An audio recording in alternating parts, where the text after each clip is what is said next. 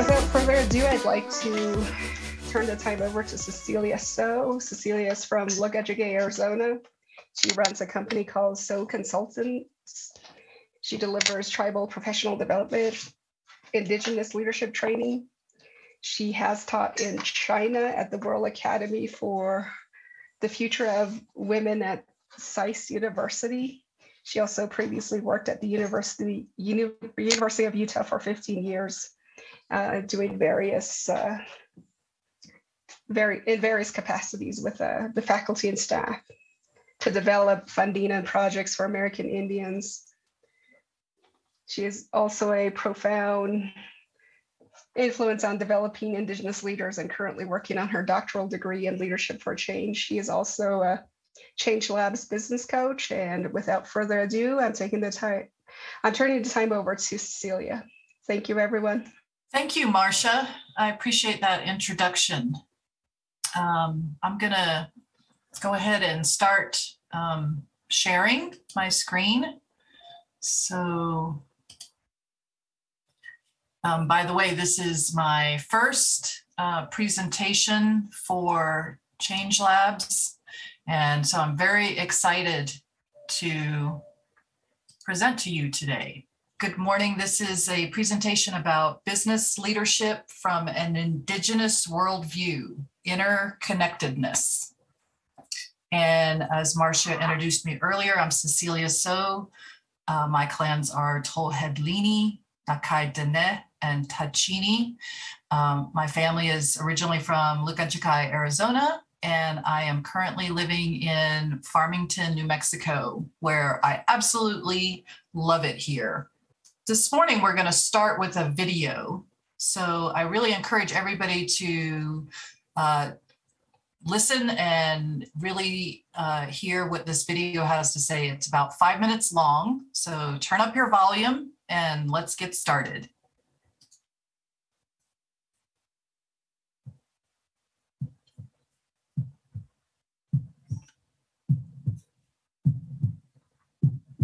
How we see the world determines how we act. The Western philosopher Hobbes saw humans as engaged in a war with each other over resources, making our lives solitary, poor, nasty, brutish, and short. This view of the individual, fearful, working alone, in competition with others, now dominates Western philosophical tradition. In Indigenous philosophy, we are all related as individuals, as part of a kinship-based community, and as part of nature, in balance with the whole. In most Western thought, society is seen as an aggregate of self-interested individuals, connected by competition with each other over limited resources, creating fear, insecurity, hopelessness, a scarcity of spirit. Indigenous societies see prosperity in nature. Resources are abundant, shared. Collaboration fosters environmental stewardship and balance with nature. In the Western worldview, nature is feared, its value based on hierarchy. Everything on Earth ranked, mineral, plant, animal, with humans at the top, dominating everything below. In the Indigenous worldview, humans are an equal part of a vibrant, interconnected whole. Two worldviews, two very different economic systems. The dominant Western market economy, like its worldview, driven by an assumption of scarce resources, intensive centralized production, individuals with insatiable appetites, accumulating. By this standard, the market economy works. 40% of the Earth's resources owned by just 1% of the population. The combined wealth of the 3 richest individuals in the world exceeds the GDP of the poorest 47 countries. The world contains only 497 multi-billionaires, while half of its population survives on less than $2.50 a day. The indigenous economy, like its worldview, interdependent, decentralized production, extensive use of resources, promoting responsible resource management, abundance, kinship, a belief in enoughness, encourages sharing and cooperation. In the Arctic, after a successful whale hunt, Inuit kinship and reciprocal obligations ensure everyone's needs are met fairly and equitably. Prerequisites for sustainability, the health of the economy measured by the health of the whole. Health in the market economy measured by gross domestic product. The more we produce, consume, the better the economy. Construction of buildings, manufacturing, transportation, all considered positive production, but so is production of weapons, cigarettes. While investments like healthcare, education are considered costs, negative economic productivity. And the impact on GDP of the physical and emotional costs of warfare, or the pollution that threatens 1/3 of the world's animal species, irrelevant externalities outside the system. Not even making it onto the balance sheet. An unsustainable system where scarcity of resources is a self-fulfilling prophecy. There is an alternative. Indigenous peoples' territory spans 24% of the Earth's land surface, but is home to 80% of its total biodiversity. This is not a coincidence. In indigenous cultures, balance and harmony aren't romantic notions, millennia-old design fundamentals. Nature essential for survival, production and protection together. Economic success sustainable, creating well-being for all. First Peoples funds indigenous models and traditional practices that offer insights to creating an alternative economy which promotes balance with nature and communal harmony. Okay, here is, I'm going to open this up for a full dialogue. I'd like to open this up and have a discussion about interconnectedness. And what interconnectedness is the state of being connected with each other, the interconnectedness of all things in the universe. Does anybody have a comment? Or what did you think of the video? I can add something. Yes. Joe. I think we as in Native entrepreneurs are from hearing each of our business ideas and some of the challenges that we were all facing. I feel like as Native entrepreneurs, we're focused more on like an interconnected business models where we're involving more of our community, we're on the community, but we're not taking any like profits or resources off of the reservation. We're trying to keep it here, but provide those valuable services and products. That's how I kind of see it when in looking at this video. Whereas, you know, a lot of the other companies that are off the reservation that come on to fulfill needs, you know, for our Native peoples on the Native reservation, a lot of times they bring their own labor forces. And then when they do the work, a lot of that money flows off the reservation. And I feel like by encouraging what's going on here with us, with our group, you know, we're modeling and we're trying to create more of that balance to our economy by keeping that money, the wealth here, but creating opportunities for, you know, our own economy in each of our communities. Yeah, that's a great insight. We're really trying to keep it within our own communities. You know, that is one of the initiatives, is to build businesses on reservation land. That's great. Thank you for that. The next person here, I think it's Hyundai. You have your hand raised. Oh, thank you. Thank you, Cecilia. Yes, it is Hyundai. I am a Middle Eastern woman, and I usually don't say this, but I have a PhD in economics. And I have struggled all through my work internationally and in the US. What the struggle was, all the people who mentored me talked about the idea, not the indigenous knowledge base and practices, but the idea of it as a non-mainstream economic thought, and it doesn't go farther from the thought.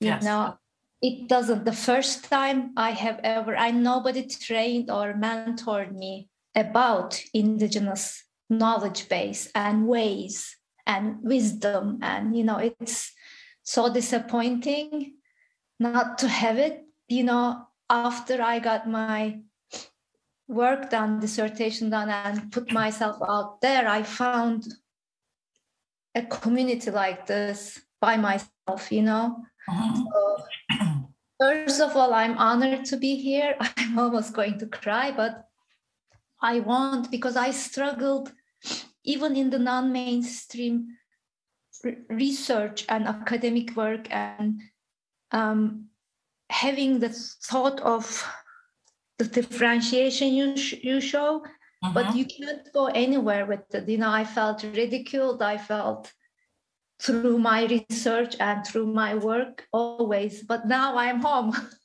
Well, I'm so glad that you joined us, Hyundai, and thank you for, you know, sharing with us. I think that is, you know, there's two different mindsets. There's dominant society's mindset, and then there's the mindset of indigenous cultures.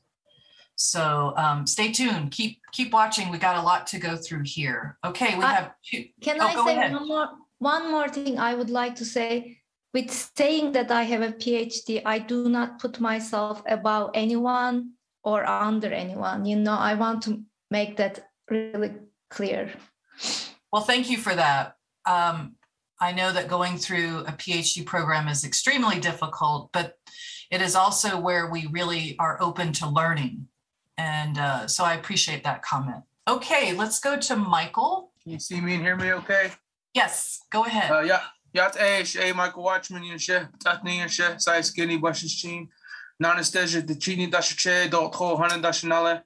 I just wanted to, I guess, make a comment. I'm a Native American business professional in Durango, Colorado. I went to Fort Lewis and got my bachelor's in business management. And I'm studying for my MBA, my master's of science in servant leadership.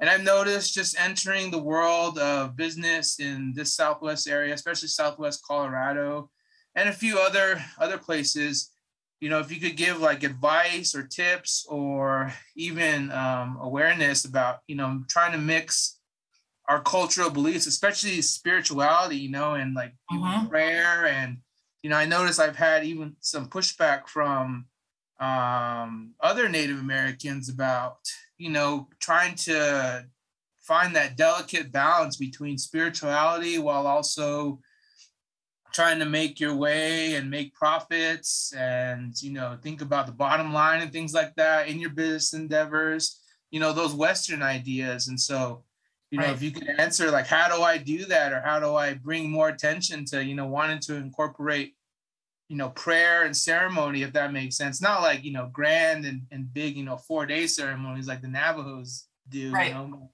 but, you know, even just having that in the background, because, you know, we as Native American people were very spiritual, you know, some call it spiritual warfare. And, you know, it's really difficult. I've noticed, especially, you know, I love Durango. I've lived here quite a long time, but, you know, it's just not as accepted. It's getting more accepted. We've had a few wonderful events, and there was just a one featured in the paper here that they had up at the college, I believe yesterday Monday. And, I just wanted to, I guess, get your opinion later on. Maybe it's in the presentation, but, I feel it's really difficult to start to want to get to that kind of place and create that balance, especially, a lot of Native Americans too that are trying to entering this, don't come from backgrounds where their family participate in ceremony a lot, or, the Nepazad wasn't spoken in the home regularly growing up. So it's difficult for them to enter this world when a lot of, others, partake and participate and want to recognize that. But, kind of, I guess, your opinion, what you've gone through, you have, a lot of experience, which is why I'm attending this event. And so I just wanted to, ask that question and kind of bring that to the table, because I'm always struggling with that here. I always introduce myself. I'm on a board here in Durango, and I'm a manager at a hotel. And so whenever I'm meeting potential clients or new people, I always introduce myself in the traditional way, just to make sure, I make people aware that, I'm proud to be who I am, if that makes sense. Well, Michael, thank you so much. You bring a very good concept, and it is something that we're going to kind of pull apart a little bit in this discussion. So I'm going to call on you at the end of this presentation, and we're going to talk about kind of your whole concept of questions there. Wonderful. So, I appreciate that. Thank you. Absolutely. Okay, before I call on you, Doreen, let me just read this slide to you. Humankind has not woven the web of life. We are but one thread within it. Whatever we do to the web, we do to ourselves. All things are bound together. All things are connected. Chief Seattle. Okay, you have your hand up. Is it Doreen? It's Dorina. Can you hear me? Yes, thank you. Perfect. Hello, I'm Dorothy Keaney. I'm from the Navajo Nation. I currently reside in Chandler, Arizona. I'm a licensed clinical social worker and have recently opened up my private practice called Resilient Healing. So when you're talking about interconnectedness, you're kind of looking at the past trauma, right? And then as a mental health provider, I think interconnectedness is always something that you're striving for. You're looking for balance within yourself. And I think naturally as an Indigenous businesswoman or a business person, you are incorporating that naturally into your business plan. And then how that, expands out as far as your service delivery, and how you engage with other partners. I think, you have that, again, the woven web of life.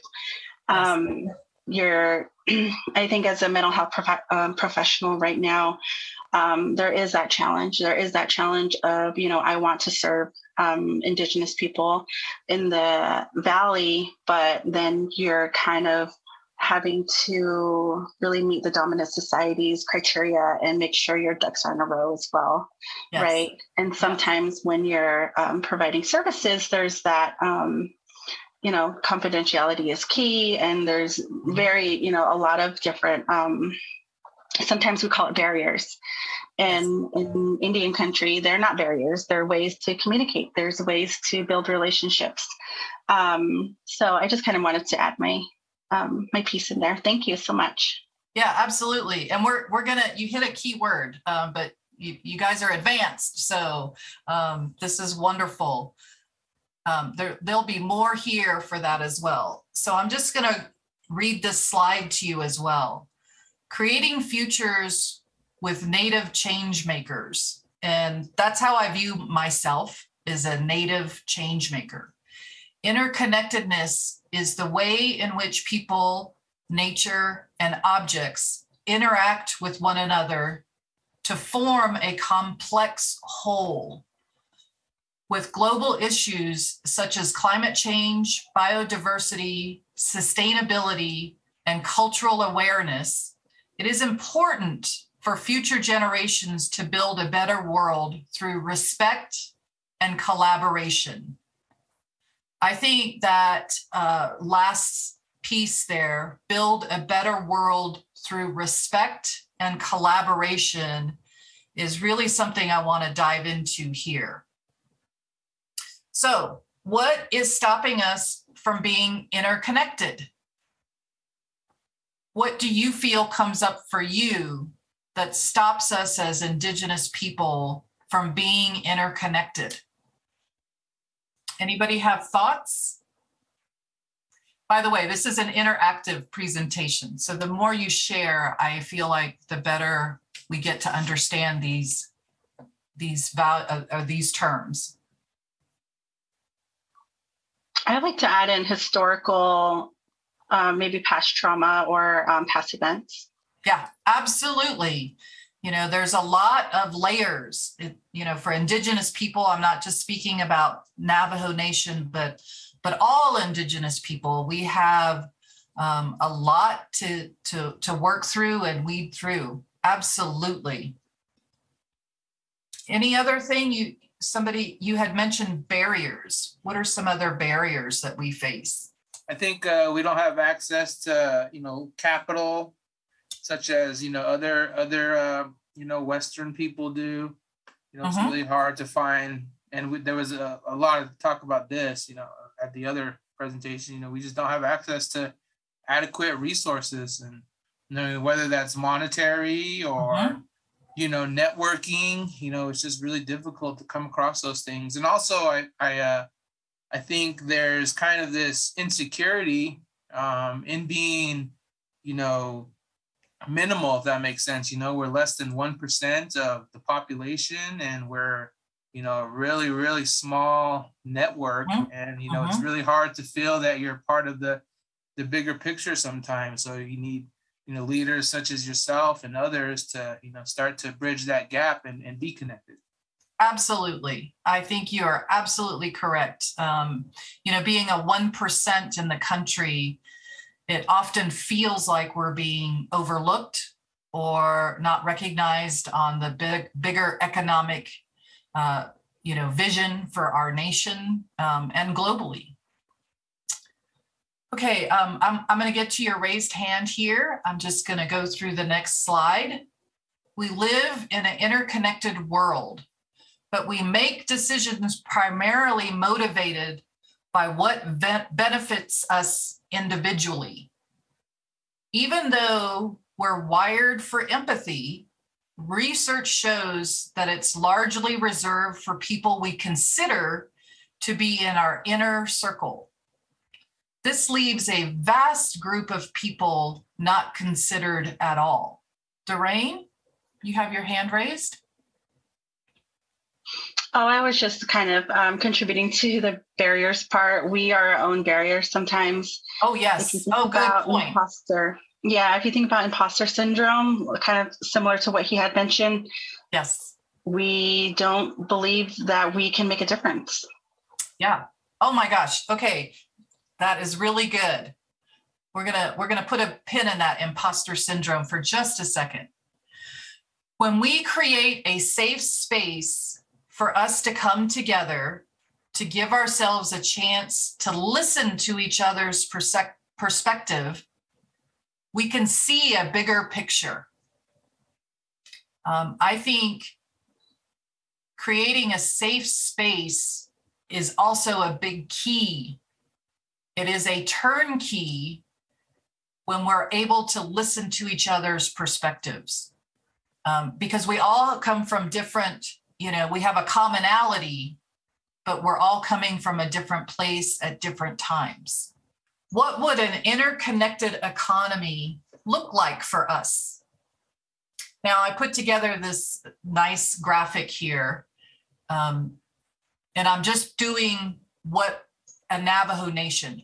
For those of you that are in other places, think about what your communities look like. So let me hear a little bit of comment about what would it look like for an interconnected economy. Hi, this is Kara. Good afternoon, everyone. I think an interconnected economy for Navajo Nation would be starting at the local level, at the community level. So that way we're building economy within our communities rather than contributing to outside companies that don't return the revenue to us. A great example is shopping off at border towns. I see our tax dollars at work at their nice paved and their nice, beautiful parks, but we don't get that return on the res. And I think that's where we need to start, is building the economy at the local level and trying to empower our people to develop skills that would benefit the society as a whole. And in a way, I think that it might be regressed if we compare it to the Bilagana culture. Absolutely. Because they are progressing in anti-interconnectedness, where we're funding a multi-billionaire to go into space.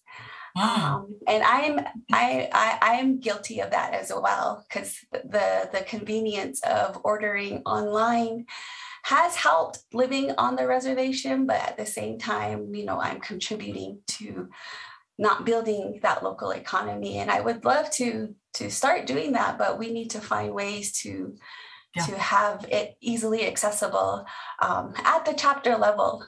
But yeah, that's my 2 cents. Thank you. Yeah. Go ahead. Absolutely. I agree 100% with everything that you said, Cara. And by the way, there is a term that is how to build that economy. And one of them is a community-led development. And that's the ground up. We often say grassroots, but it's not the top down where they're saying this is the way to do it, right? Academia tends to do that a lot, where they come in and say, oh, this is how you should do things. But really, it's the community that should be saying, this is what we want. This is what we need. Yeah, great insight. Zane, you have your hand up. Hello, everyone. My name is Zane Jenkins. I'm a chef and a professional by trade here in Flagstaff, Arizona. I really enjoyed this meeting a lot. A lot of key points: imposter syndrome, finding our voice within ourselves, enoughness, really great stuff. Now down to interconnectedness. My first takeaway was perception, and what really brought a lot of stamp to my voice right now is hearing your guys' perspective, and to apply that to our current economic situation and endeavors is, in my mind, a lot of traditional beliefs, and applying that towards our behaviors as entities themselves. Whereas in kinship structure, we would be our cousins and brothers. I guess what we're trying to pursue is that same type of mentality through progression of economic gain for our people. And I find that very, very exciting. An example for my profession is I've often tried to pursue my own startup business here in Flagstaff, but the wherewithal is just without my grasp. Part of my idea is to interconnect, again that word. I know only a couple of butchers or meat people, one of them being Chambers Meat Company. And so applying that type of outreach for my model, maybe looking to local farmers to utilize local produce to sell off reservation, I think would be an idea of interconnectedness. But again, perception, voice, and just really great to be here as well. Wonderful. Thank you for that, Zane. I'm gonna get back to, you said enoughness, and that really applies to the agricultural piece. We do have enough. We have plenty. We're in that state, but okay, I'm going to keep going here. So interconnectedness, and this is, to me, when I think about interconnectedness, it's from the ground up. It's our communities. It's where we live. It's what we're doing. It's home. You know, we come from the earth. And so that's what it means to me. Okay, I want everybody to say this with us, to say this together. You don't have to come off of mute, but I trust you're going to say this. I'm encouraging you to say this out loud. This is a really important statement, and how we speak to ourselves and how we speak to others. So I'm going to say this, and I encourage you to say this with me. Okay, we are the entrepreneurs and business leaders of our nations, serving future generations. Okay, I want you to say it with me again. And this time, really say it with me. So, we are the entrepreneurs and business leaders of our nations, serving future generations. This is a really powerful statement, because what you're up to in the world is I'm trying to capture in this statement. Okay, one more time. Here we go. We are the entrepreneurs and business leaders of our nations, serving future generations. All right, I want you to think about, how does it feel when you say this? What does it feel like in your body?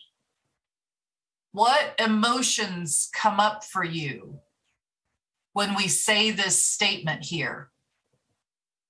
What does that feel like when you say it out loud?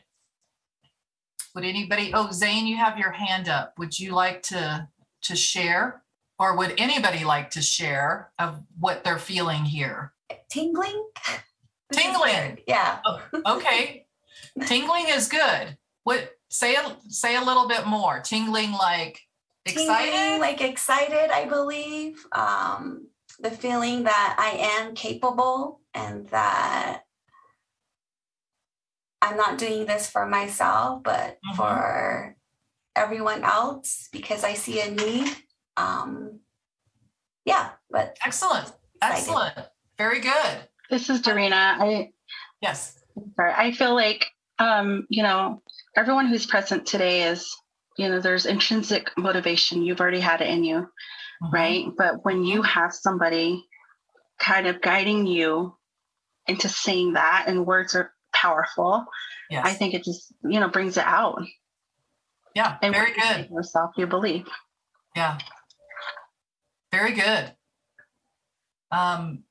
Does anybody feel a little nervous saying that? Yeah, I don't want to say nervous, or discouraged, but definitely like anxious, because we're taught from the elders to think about, 7 generations ahead, which is a lot to plan for, so it could be an overwhelming feeling that the future, especially with, today's global events, that it's on our shoulders, and it has been, and there's even a bigger demand and a call to action for leaders to step into these roles and get away from their comfort zones, because change and leadership, change is already difficult. We're used to doing what's easier sometimes, and the harder route is to create change in areas where it's difficult. We have a lot of pushback, where there's maybe racism or lack of resources, as I mentioned earlier. So I think to be optimistic, it would be anxious, and to be pessimistic, it would be discouraging or scared. If that makes sense. Yeah. Very good. I saw a statement here. Sahar, welcome. So good to see that you're on this call. I've known Sahar for quite some time. But yes, oh, wonderful. I'm looking at my other screen over here. So good to see you. I like that you said this felt a little intimidating, right? Do you want to, I don't know if you want to share about that, but I agree. I feel a little intimidated, like an entrepreneur is somebody else. Or we often think of a leader as our presidents or administration or council delegates and things like that. We don't often call ourselves leaders. Hyundai, yes, would you like to share? Yes, I would like to share without being, okay, I have to situate this thought. As a Middle Eastern woman, I always work towards becoming Western and European, from my upbringing. I was born and raised in Turkey. These words, and I work towards these words, entrepreneurship, business leaders, and my last experience, it was an international working with least developed countries in Africa. I mean, least developed, we call, right? That's the language. Right. To give them entrepreneurship and female business leadership models. Mm-hmm. And it's all situated in, very much the triangle model you present. Like in the video. The triangle model. So yes. I think emotionally, I always react to these words, but I also understand what you bring with them, on the positive side. So I don't know if I can make sense of it. Like I have reaction to it. Because I want the, indigenous model. I don't want to even call it model. It's so Eurocentric. Well, I'm not sure it was you, but somebody had said imposter syndrome. Like, oh, that's not me. That's someone else. Yes. You couldn't possibly be talking about me. Okay, hold on. Let's keep going here. I think that we're starting to get somewhere. What gets in the way of seeing yourself as an entrepreneur or a business leader? What gets in the way? I'm going to call on Laura. You have your hand raised. Let's hear from you. Anin Laura Medina, Indigenous Makot Orum. So hello, my name is Laura Medina. I'm Ojibwe from Grand Traverse Band, but I've been displaced my whole life. So I lived here in Arizona. I was raised by Yavapai and Apache people. So, but I think one of the things with that affirmation was because I didn't grow up with my own people, like within my own nation. And a lot of the work that I do is with other nations that have had a profound impact on my upbringing. So I do a lot of social media for Indigenous pages like Apache Hat Co. I did work for Glenda Bags and other entrepreneurs. But I think one of the things that, I really like the work that's being done as far as like decolonizing economy is this idea of like, I guess, leadership. And my background's very much like American Indian studies. I've been in the field for like over 15 years. Excellent. And, so I think like one of my big research was leadership, this idea of leadership. And traditionally, like just from my research, like, and especially of my own people, the Ojibwe like, and of course, a lot of other Indigenous nations was this like leader wasn't something that we like appointed ourselves, or we kind of, it was always appointed to us by people that saw us as a leader. Very good. So, and I like how you mentioned, like, it's up to the community and what they want and what they see. And so like, for me, it's like, I do a lot of work to, I guess, empower other people, because for me, it's like, I mean, I can see myself as a leader, but not in the space that I'm at. And to me, it's my role to be a good relative to the people whose land I do occupy, to uplift them into their leadership roles within their own communities. So I also do a lot of land defense, like Apache Stronghold, the Ogden Stronghold, and I do a lot of their social media, or I do a lot of work with them and uplifting their voices and getting it out into the world. So, but now I really, to me, I'm like, if I do see myself, and I recently have been creating product, because I do see product as the ability to cross beyond your boundaries. And one of the things that I like with Apache Hat Company is they really push for a global audience. And it's not so much like making money off of their own people, but it's more of putting their people in these positions to make hats and then to sell them to a global audience. So then they're bringing money back into the community. And so and I feel like we're on that platform, especially with social media and Zoom, and just in being able to test out all these technologies due to COVID and everything. So that's just what I wanted to say. Yeah. Thank you for that. Oh my gosh. Thank you for joining us. It's nice to hear that we have other Native people here. So, okay. So what are some of the other things that get in the way that I identify with, or what are our barriers? Even just the process of creating a business. How about, for those Navajos out there, registering with Navajo Nation is a huge barrier. It's not like a couple of clicks on some electronic form. That's a barrier. We have lots of barriers in place that really stop us from development of business. Why is it this way? Why is it this way? Like I'm starting to feel it a little bit. I don't know if you are, but what are some of the roadblocks and barriers that are beyond our control? What are some of the big unmovable forces against us as Native entrepreneurs? What are some of those things? I want to hear from you. What have you experienced? An unmovable force. What is something you've encountered that is just like, oh my gosh, I'm never going to get through this?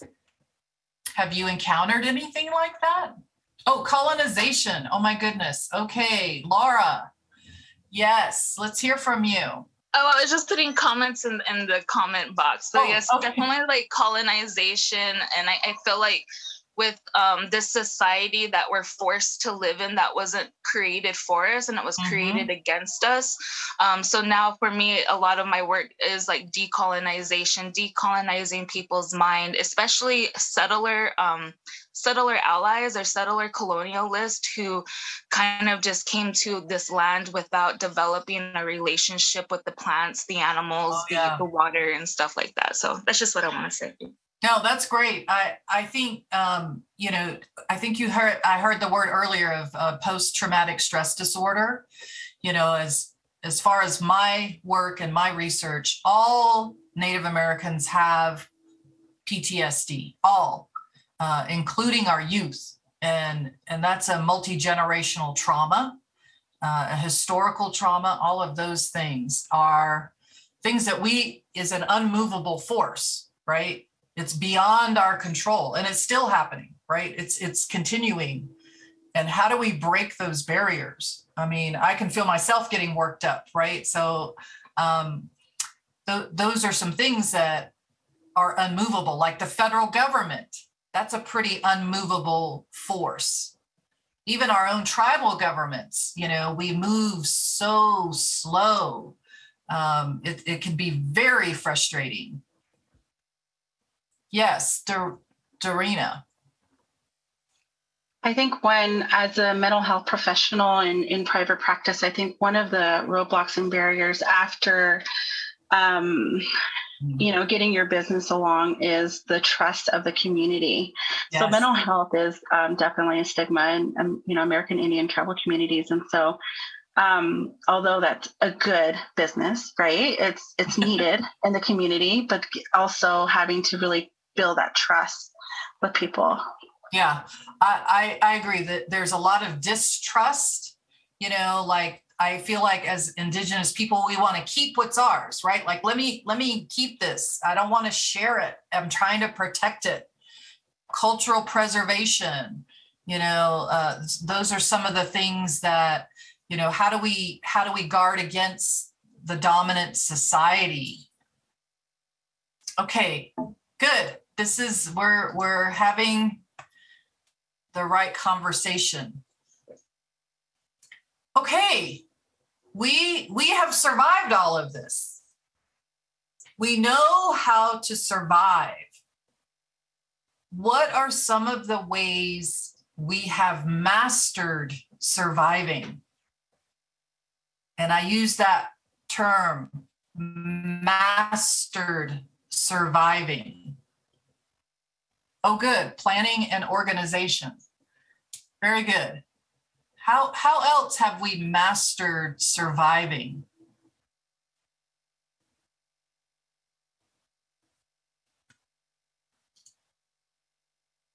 Okay, I can hear everybody thinking. What are some ways you have mastered surviving? How have you been able to do that and been successful? Dorina, you have your hand raised. I'm sorry. Resiliency and coping. Very good. Resiliency and coping. Doing more with less. Prayer, faith with the Creator. Adapting. Laughter. Yes. Planning and operating. How about also just access to education? We have to educate, right? We have to educate each other. We have to educate ourselves. Increasing our relationships intelligence. Yes. We've also had to, reclaim our culture, right? Our language. We've had to learn how to master that. I have as an adult, reclaiming my culture, living on our own land. That's a hard thing to do. I was in Salt Lake and I moved down here so I could be closer to home, closer to my own people. Social gastronomy, yes, relationships, all of those things are ways that we have mastered surviving. I'm no exception. I come from a very large family. We've been through everything, all kinds of stuff, alcohol, drugs, domestic violence, all of those things, poverty. How did we come through that? How are we doing that today? Demonstrating those survival skills is what can elevate us from expert survivors to expert thrivers. I'd like to hear a little bit what you think about this. Demonstrating these survival skills is what can elevate us from expert survivors to expert thrivers. What does that mean? Anybody would like to share? I can't give you all the answers. Do you consider yourself an expert survivor? In my experience, yeah, I've been through a lot in my lifetime. I'm 35 years old, and I've definitely had a lot of experiences and things that I wouldn't wish upon anyone. But there's kind of a difference between I made it, or like how do I say this? That I've I guess Creator and whoever, the holy people that other nations pray to, blessed me with all these challenges to be successful. And I've been using this saying a lot, in order to get, I like to play chess. So in order to get good at chess, you have to fail a lot. So I think you have to, in order to survive or to thrive, you have to go through quite a lot of failure. Some people maybe not as much, but I think to really become an expert, you have to fail a lot. And I've done that a lot. Very, very good. Very insightful. I've had to learn new skills. We are learning to adapt. Our ancestral wisdom and growing into our thriving characteristics. Cammie, yes, let's hear from you. I want to hear what you have to say. So I experienced generational trauma, and one thing that I feel like I'm thriving through that is struggle. and like going beyond my comfort zone. So being a first time college student, like for my family, it's been such a journey because nobody helped me, and I had to navigate, and I had to overcome a lot of discomfort, and you know, because I just wanted to stay home and be within my means, but I was just like, you know, recognizing, you know, what I need to change. So that was something that I was able to overcome, and then also just like learning from my families as well. So definitely overcoming like the struggles, having to struggle, and then leaving my comfort zone. Yeah, excellent. Yeah. Yeah, I mean, that's, you know, Cammie, that's, you're being brave and bold and vulnerable, right? All of those things that was difficult and you were alone, but to do those things, to be able to thrive is really great. Cassandra, would you like to share? Your hand is up. Hi, Cecilia. Can you hear me? Yes. Hi. I'm calling in from Salt Lake City, Utah. Oh, Cassandra. Oh my gosh. Yeah, Hi. I know. Hi. It's so good to see you. You too. Wonderful. Can you see me? I don't know if okay, yeah. Hi. And I love this conversation, and I just want to say thank you for creating this space to have this sort of dialogue.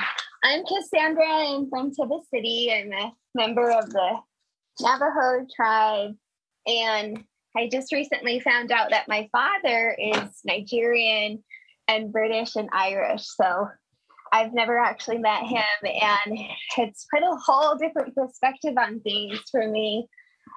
Just, you know, being Nigerian and understanding that history, Native American history, you know, Nigerian, a lot of the slaves came from that Western corridor over into the US. But I think identity is a big thing that I'm mostly, it's, you know, I think we all can agree that it's challenging to kind of walk in multiple worlds in a modern contemporary world, but also sustaining our identity and our cultural customs and traditions.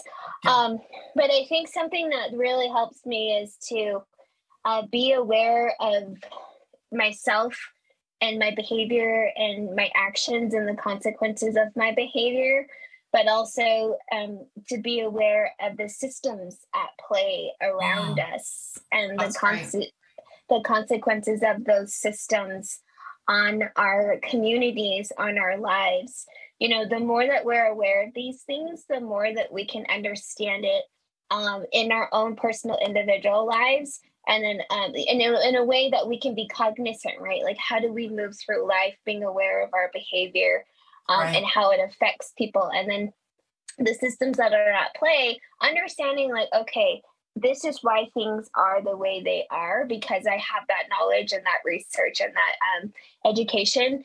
I now know how to like navigate the world in ways where I understand the consequences of those things that really affect us. This is just kind of something that helps me have conversation with people who have white privilege, for example, and trying to help them understand what that means and the systems at play that benefit them, that perpetuate our oppression in our communities. And so I find that when we have more in common, you know, finding that common ground with people too, if we really sit down and try to talk and learn from each other and try to understand these consequences of systems and individual behavior, we can learn a lot from each other. We find that we have more in common. And then you can develop relations, friendships, meaningful relations that way. And then another thing that's really helpful, I think, for our communities to uplift is to help people feel the hope they have in themselves, because I feel like everybody, you know, has a different talent, a different skill, a different strength. Everybody has something in them that we can all empower. And I think people really just want to feel a sense of belonging that gives them a sense of purpose. When you have a sense of purpose and a sense of belonging, we can really work together to empower that hope that we have in ourselves, to create something, to work together, to make something, to give back to our communities. And I think something that was really beautiful that I saw in my work with the Navajo and Hopi families COVID-19 Relief Fund, we were able to mobilize, thousands of our community members to help protect our most vulnerable. And that was because people had that inherent natural talent, skill, strength within themselves to want to do something, to want to help protect the elders, the children, their family members, relatives, and I feel like that's part of being Indigenous. That's something that not only that has sustained us and helped us survive for a long time, but it's something the whole world needs to learn from. Because those types of teaching are sustainable long term. And it's not only cognizant of our human relations to each other and understanding our roles and giving back and being a part of a community and doing things in a communal way, but it's also a way that the rest of the world, we can change the dynamic of our relations, not only with humans, but with ecosystems and our other relations with plants and animals, things like that. Yeah, that's, Cassandra, that's a perfect example of demonstrating your survival skills, literally because of COVID, right? But your survival skills, and to be an expert survivor at that. We know how to work with chapters and, get on the ground and help our elders. And that's really being an expert at surviving. But then I also think that, how do we see ourselves as expert thrivers? That's a great example. Oh my gosh, I'm so glad you jumped in. Thank you. Okay, I'm gonna go to the next slide here. Okay, here we go. I would like for you to say this with me again. So I'm going to read it. I encourage you to say the words out loud, wherever you are. Say it out loud, and we're going to add this ending piece here. We are the entrepreneurs and business leaders of our nations, serving future generations, and we are in the business of thriving. I love that. I am in the business of thriving. What does that mean to really thrive? I moved down here about 7 years ago. It's been quite some time now. And I really got to understand what it means to thrive in my own community, to thrive with my own people, just to thrive and live where I want to live. It makes a huge difference in who I am and how I interact in this world. And I don't think I could have gotten here without being a survivor of what I went through. Excellent. Okay, here we go. Thriving through interconnectedness. So this is where I want to pull in what Change Labs does. So we are thriving through interconnectedness. And one of those things is collaboration, partnerships, supporting each other, creating a safe space for conversations, to teach each other, to help each other in doing what we're trying to do. If we can start coming together and really saying, this is what we want. This is what we need as a community. This is what we need to thrive together, is really about thriving through interconnectedness. Anybody want to share? What does that bring up for you? Thriving through interconnectedness. I think, helping people, personally, congratulate them on being successful, because I know there are times when, people get jealous and, just, I guess, talk behind their backs and say, they don't know what they're doing, or, they're not good enough, or just, being letting their ego control them instead of, what our elders taught us is to be humble and always remain teachable and be a student of life. And so, I know myself personally, I've been that way, and I try to move forward in ways where I help people and congratulate them, and always try to be a big cheerleader instead of, thinking really negative about them. Because I overheard someone say earlier too, thoughts are really powerful. Yes. And to try and be that example of always being optimistic and trying to help others, no matter what, because, in our lives, we all had to get somewhere with help. There is being by yourself, but we all need to help each other, especially because, we're a small community trying to thrive, and, we all need to help each other. And I think that's really difficult sometimes because of whatever reasons, but, it's a helping hand is always needed. Yeah, I love that. That's really good, Michael. I think, creating these safe spaces and places of trust and respect, and creating a space that we can really come together. A lot of times our naysayers are even our own family. Why are you doing that? That's difficult, or we can't do that, right? But I think that when we start to thrive, people start to notice that. And being a person that thrives is also being a leader. And what kind of leader do you want to be? Not only for yourself and your family, but your extended family and your tribal family. That is being a leader. Cami, yes, let's hear from you. Your hand is raised. So when I think about these words, I also think about what Michael has mentioned about helping others. Mm-hmm. In addition to that, I think connecting others to resources and also providing a warm, welcoming environment. Yeah, I agree. I think you're absolutely right. And where can we create some of these spaces to just even have this conversation? I'm really thankful to Change Labs for creating these conversations, for sharing this type of information, for giving it a voice, because this is what I want to talk about. I don't want to, talk about all the other stuff. I want to talk about how can we build our own economy.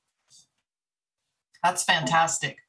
Okay. I am going to just open this up for a little bit of a dialogue, creating a space for interconnectedness. And I just pulled a picture from the Change Labs picture file, which is their office in Tuba City. And that'll reopen up again. And what, I think about having this creative space, and how can we do more of this in our own community? How can we get together? Even if we're not sitting in front of each other, we're actually doing that virtually right now. We're coming together and having this conversation. Anybody want to share their thoughts on that? Yeah, I'll share again. Sure, Michael. Yeah, it took me a while to kind of get to this place that I'm in now, to want to be involved and to want to, speak out loud, and to even, say my plans in front of, a large audience of people from the Navajo Nation. Maybe 7-8 years ago, I wasn't always like this. So I think it just takes a lot of time and practice, and always showing up, never be scared to show up. Because sometimes that's just the most difficult thing, is just showing up and being present. And I didn't think I would end up going back to college, and I was a traveling salesman, and I didn't think I'd be in an MBA program, and high school was difficult for me. So, the cliche, if I can do it, anyone can do it. But what I really learned is that to be interconnected is to just, always show up and always be there, participate. Sometimes it's scary. Sometimes, you might want to be lazy, or, whatever things are going on in your personal life. Everyone's different. Maybe you have fear of public spaces. Maybe you were traumatized as a young person. So it's difficult for you to be around crowds. You don't trust people. but I know there are people out there that will help you, and there are people that are rooting for you. And a great way to start finding those people is just to show up into these type of places, and eventually you'll find your niche, or eventually you'll find your cornerstone, or your groundwork, whatever you want to call it. But to recap, like I wasn't always this way, and it just took a lot of time and a lot of patience with myself, and forgiving myself and being kind to myself, so that I can be a better person. I'm also a father, so I'm trying to be a better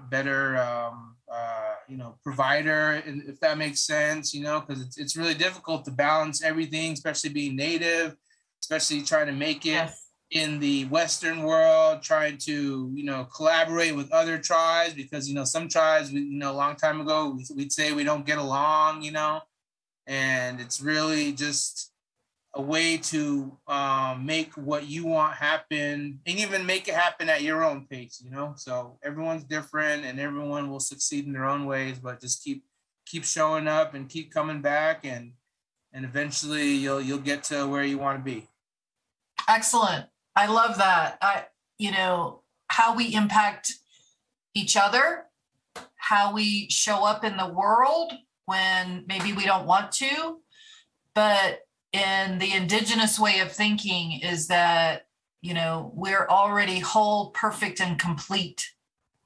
And I have come to this world with a gift, and Creator gave me that gift. And what is that? How can I share that? How can I help each other and my people thrive together? And I truly believe that created space for interconnectedness is part of that. I really like some of your comments here, you guys. Sometimes our naysayers are in the community, and how do we get beyond that? And I think that this is a real key to doing that. We need to help each other, support each other. We're struggling. We're hitting these barriers as being entrepreneurs and leaders. But it's when somebody comes along and says, hey, you did a really good job there. That is encouraging words. Let's see, I'm just reading some of your comments here. I'm going to open this up. I'm going to say thank you. Don't go yet, because I want to finish closing out this conversation, but I'm going to finish my PowerPoint here.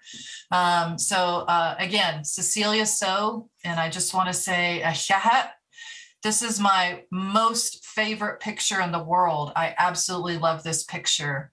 I had always wished that I was this little girl.